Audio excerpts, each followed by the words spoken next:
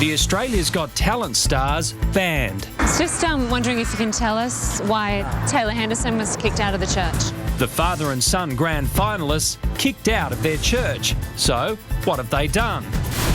Plus, dummy bidders busted. Cars and houses. The secret tapes revealing how they drive prices up to rip us all off. And Alex Favola tells all as she splits with her footy bad boy husband, Brendan. Good evening, I'm Matt White and thanks for joining us. They were the father and son who won over the nation with their performances on Australia's Got Talent.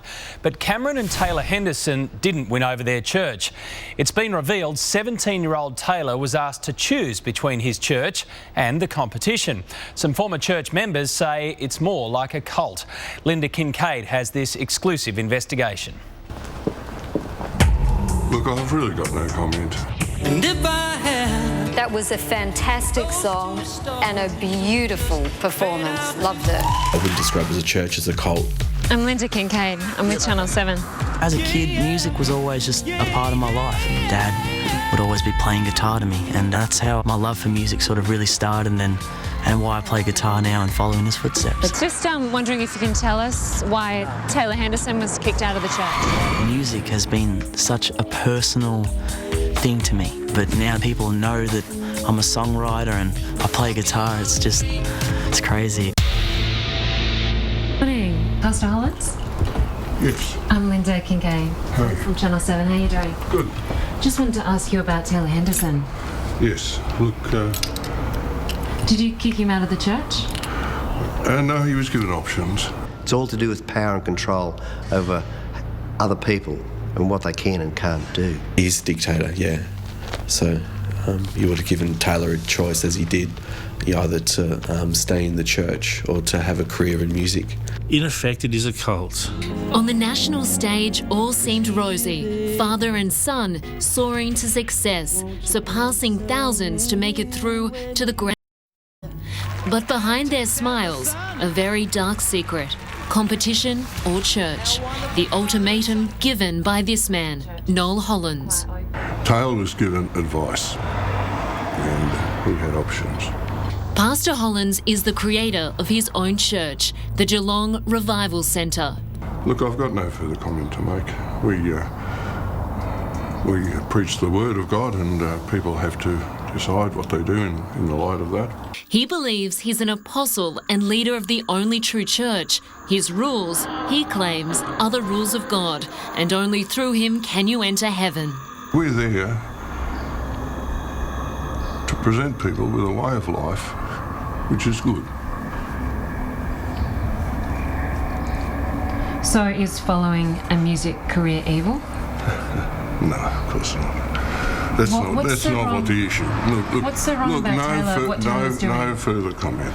A control freak, an absolute control freak. He has to control every aspect of your life, for everything from marriage to what sort of career you can have. Listen to your heart and you'll find love, love, love. Cameron turned his back on the church after disagreeing with some of their views. His wife and kids remained. Probably looking back at the early years with my music, I think I doubted myself and thought that my songs weren't that good.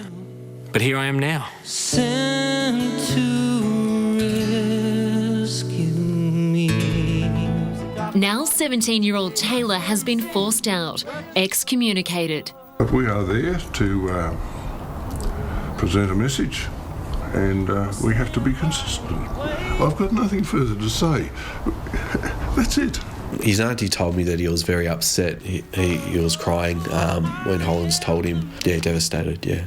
Taylor is no longer allowed to contact friends on the inside. Behind these walls, draconian rules are a way of life. Women are discouraged from going to university or working. Couples must seek permission before dating, and medication for illness is frowned upon. I knew as soon as he got into it that he would be kicked out because Hollins is very controlling. Warwick Fulford is an ex-member who suffered more than most. I nearly died as a result of not taking medication. Diagnosed with bipolar, Warwick was prescribed medication. Noel Hollins said I couldn't attend church while I was on medication. Yes. Why? Because he believes it's wrong. He believes that there's no such thing as mental illness. He believes it was just the way I thought. It got that bad that I was walking on the Westgate Bridge about to jump off and the police stopped me. I just wanted to, get away. I was that sick, I just wanted to get away from everyone. Warwick left his family behind and escaped the clutch of the Revival Centre. He's since found a Baptist church and is on medication, working as a roof tiler. Oh, they just cut me off. They just I never existed. What a waste of life it's been. To spend all that years in, just serving some dictator. If you want to have a child's birthday party, you're only allowed something like 2 in a child's lifetime. If you have a gathering of people in your house, such as a birthday party, there's never any more than, let's say, 6. Oh, he likes to keep the numbers low so that he has control over everything all the time. Building contractor Tom Kennedy got out years ago and believes Taylor is better off on the outside. It is an immoral spiritual abuse. The Hendersons had agreed to an interview. When we arrived at the home, the fire was going, the TV on, but no one answered the door. Clearly, someone had got to them. They want to talk, but they are really scared, and that's the power Noel Hollins has over other people. It mentally affects. It's damaging. Since last week's grand final, the father and son, who came 2nd and 3rd, are now performing at gigs in Geelong. Have a little faith in me.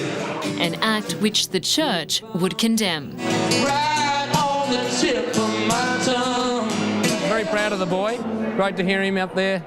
Ex-members are now getting together, forming support groups. There's a Facebook page set up with almost 90 members and an online forum for those wishing to share their horrid experience. You weren't allowed to go to the movies? No. Why? We were told these people were evil. It's mind control. Larissa doesn't want to be identified with this group anymore after years of nightmares. How much control did they have? They control everything you do. They control everything you think. I was told to leave my baby, my 6-month-old baby, in the caravan whilst I attended the meetings without going to check on him. When Larissa finally left, some of her family stayed behind. For the first 6 to 8 months after I walked out, my life was very difficult and there was no chance to be anything but just shell-shocked. Occasionally I would walk down the street and I actually saw people cross the street to avoid me. They're very judgmental. I used to say the church I used to go to. Now I say the cult I used to go to.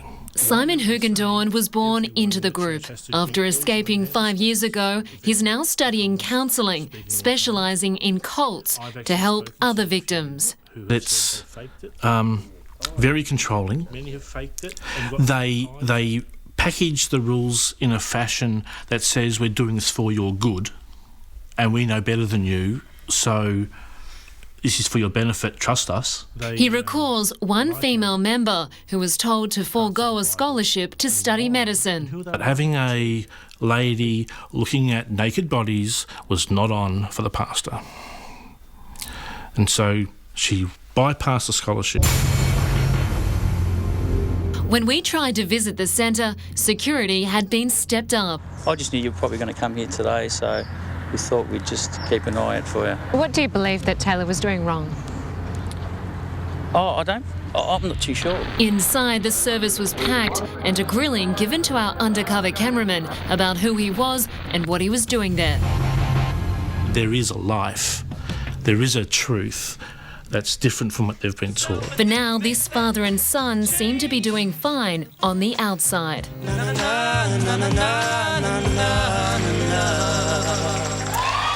That's Linda Kincaid reporting.